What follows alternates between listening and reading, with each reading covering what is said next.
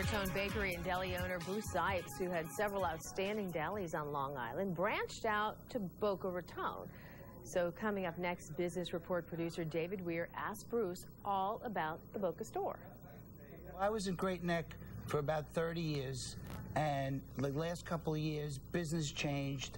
The community and demographics changed, and most of my customers came and moved to Florida and had residences in Florida, especially Boca, and I decided to follow them down. Oh, that's terrific.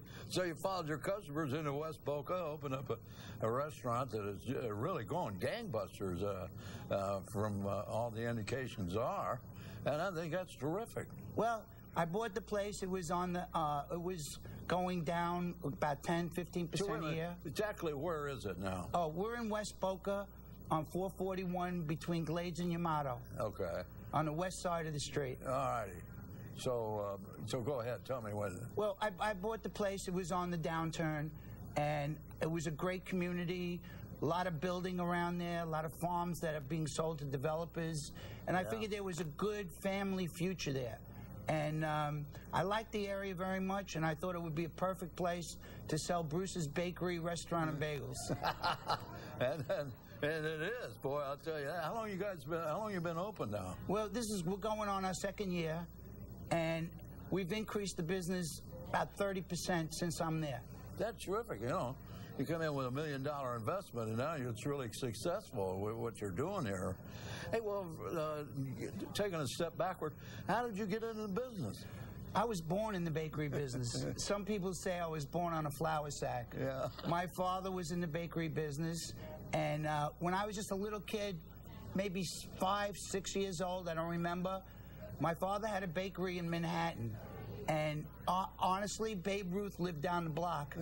And I used to make deliveries to his apartment building. I used to get a quarter tip. In those days, you could let a kid go on a bus, go in an apartment building, and make a delivery. No more. You can't do that anymore. Well, a quarter tip, you know, in those days, that was a big tip. Yeah, well, I was thrilled. I was a little kid getting, you know, quarters here and there, and it went a long way. Well, exactly, you know, being in the bakery business forever, exactly what do you do at Bruce's Bakery in Boca? What kind of stuff do you make? Well, we make bobkas, rugelach.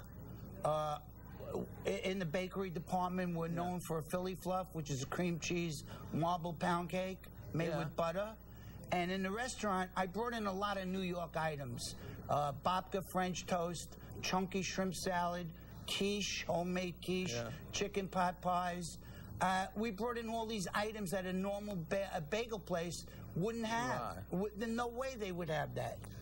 You know, taking another step back, tell me about the celebrity cakes that you used to make up in Long Island. What was that all about? Well, we were in Great Neck and Westbury Music Fair, which was the local theater that had celebrities coming in every week. Yeah, they had big-name acts. Big. Yeah. So Bob Hope was playing, and it was his 75th birthday.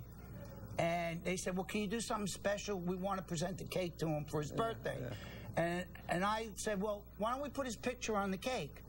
And that started the celebrity look-alike cakes. And every week, Westbury Music Fair would buy a cake like that from me, and we would present it to the celebrity. Yeah, like Frank Sinatra and Dean Martin. You have all those. Well, the nicest celebrity I ever met was Wayne Newton. I go in his dressing room and give him the cake, and he said, sit down, have a drink with me, tell me what's going on in New York. You know, he was just a great guy. Yeah, he was just here over in Palm Beach for a fundraiser a couple of months ago. He was, and from all indications, he was terrific. Yeah, he was a great guy. He is a great guy. He's still around, too, Yeah, I made Howard Stern's birthday cake for him. Howard Stern, he lives over in Palm Beach now. Yeah, well, I think he made it pretty big. I'm not sure.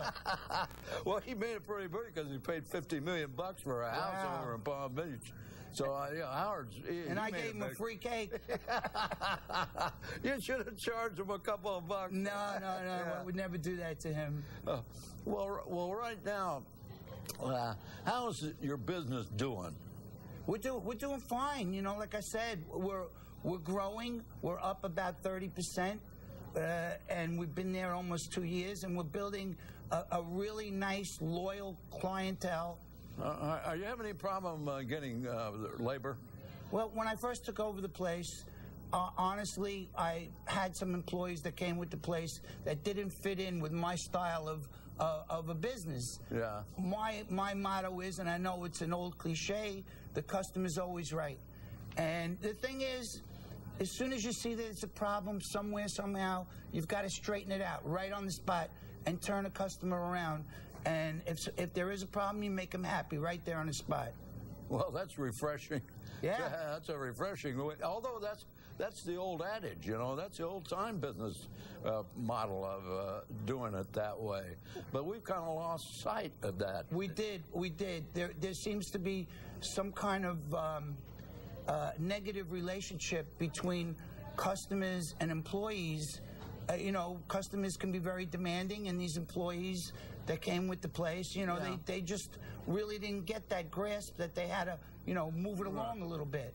But we certainly changed a lot of help, brought in new help, and we have help that understands that the customer comes first. All right. Well, listen, good luck, Bruce Sipes. Thanks for being here. God bless you, and thanks for coming down from New York. Hey, it's my pleasure. Thank you. All righty, I'm happy to be here. All righty. And stay with us. We'll return right after these words.